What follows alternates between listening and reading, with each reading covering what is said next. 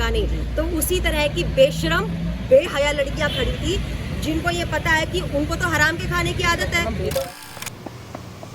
गलत जगह आते हो, गलत जगह कोई बात नहीं है।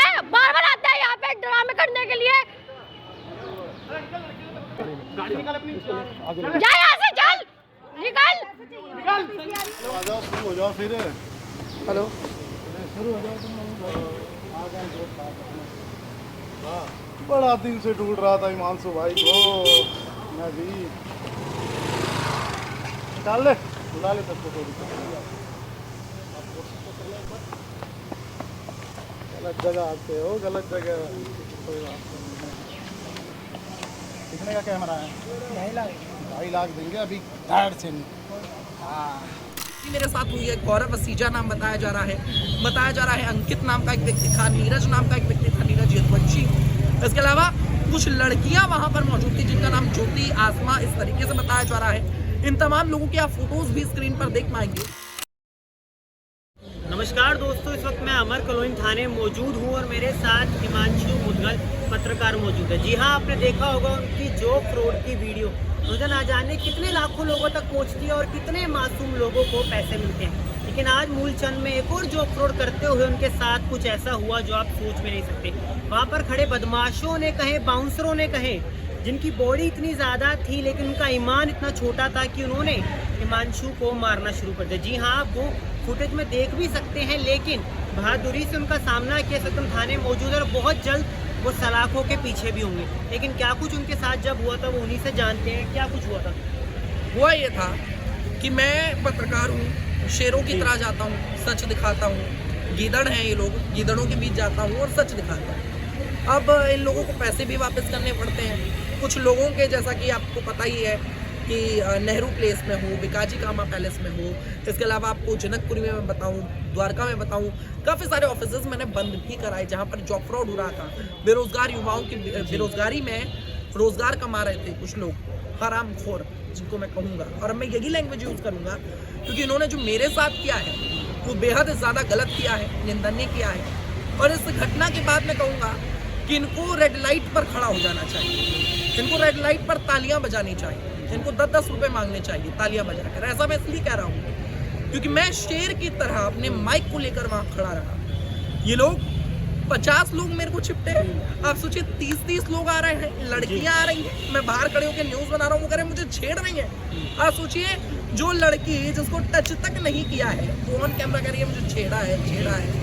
आपको मैंने नहीं छेड़ा है, आप जबरदस्ती छेड़ रही हो। कितने बजे की बात है जब सब घटना? अभी लगभग 1:30 से 2 बजे के बीच की बात है। 2 बज रहे थे और उसके बाद फिर मैंने पुलिस को कॉल किया और उसके बाद इतनी बदतमीजी से उन्होंने बोला कि पुलिस को बुला ले, हम देख लेंगे।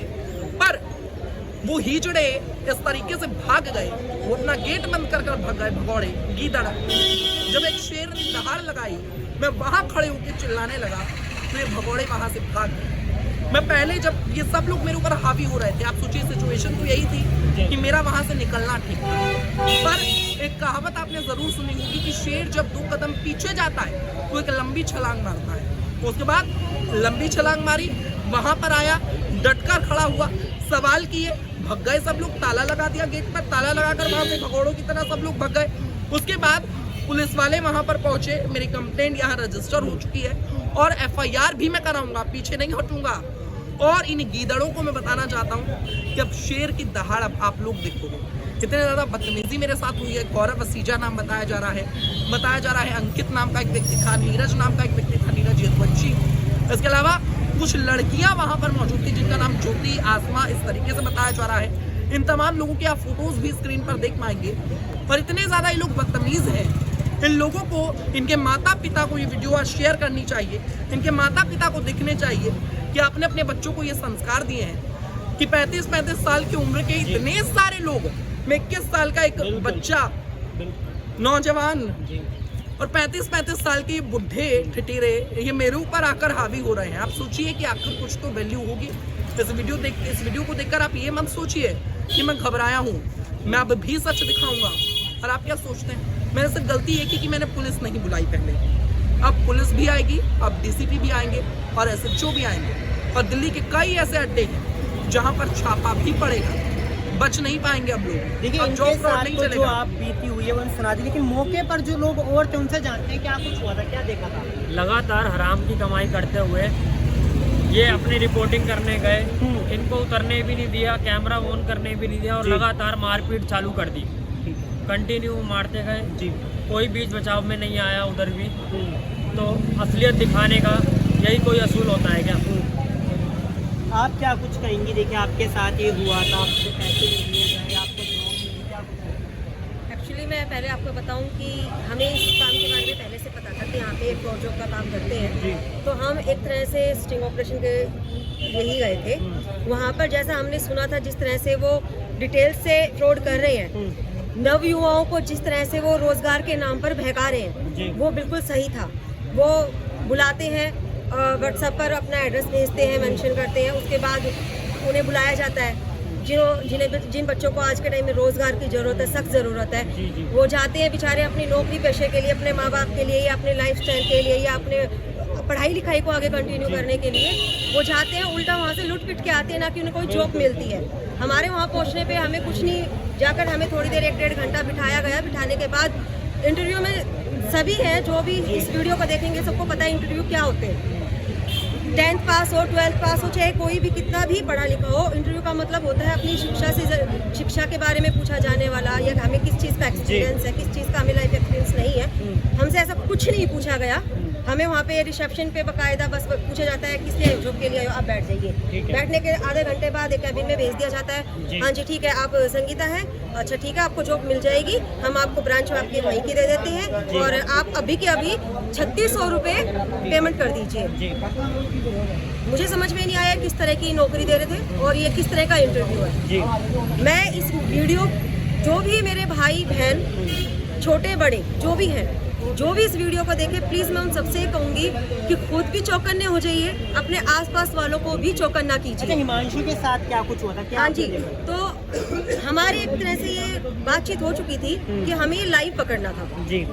हमने जैसे वहाँ पेमेंट करी और मैंने अपने साथ में, हालांकि मेरे पास एक लेडीज की वीडियो भी है जो कि रोते हुए कह रही थी कि ये पैसे तो ले रहे हैं लेकिन ये जॉब के बारे में मुझे कुछ डिटेल नहीं दे रही है। इन्होंने ये कहा है कि कल परसों आपको कॉल आ जाएगी और अब मैंने पैसे भी दे दिए। तो मैंने कहा मैडम आपने ऐसे पैसे दिए हैं तो आपको बताया नहीं कि आपको यहाँ क्या काम मिल रहा है? कहा नहीं कुछ काम नहीं कहा और वो रो रही थी। उसी बीच में मैंने हिमांशु भाई को कॉल करी। मैंने कहा जैसा हमने सुना था ये जिस तरह से फ्रॉड करते हैं वो बिल्कुल सेम है भाई, क्योंकि उस चीज को मैंने भी देखा है, अनुभव किया है मैंने वहाँ जाकर कि किस तरह से बातों में बहकाते हैं, बुलाते हैं और किस तरह से ठगते हैं।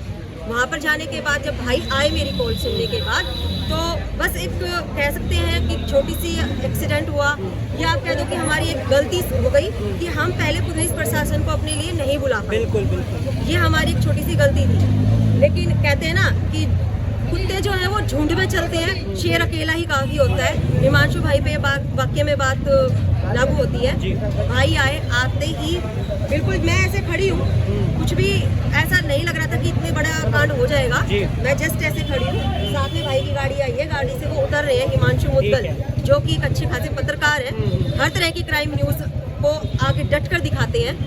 उतरते के साथ ही वहाँ पर एक पहलवान साहब आए, उन्होंने कंधे पे हाथ रख के कहा बेटा आज तो तू मरम्मत के लिए आ गया, ढंग से अपनी मालिश करवा का है, नहीं करवाया का है तेल मालिश। तो मैंने देखा कि ये जानते हैं शायद पहले से भाई को। इन्होंने कुछ रिप्लाई भी नहीं किया, तो उससे पहले उनको फेस को ऐसे पकड़ाया, मार के चेहरे पे थप्पड़ खूब बुरी तरह से, जैकेट को पकड़ के। साइड में से भी 2 लड़के आए हैं और एक होती है नारी शक्ति, लेकिन एक होती है नारी शक्ति का गलत उपयोग करना।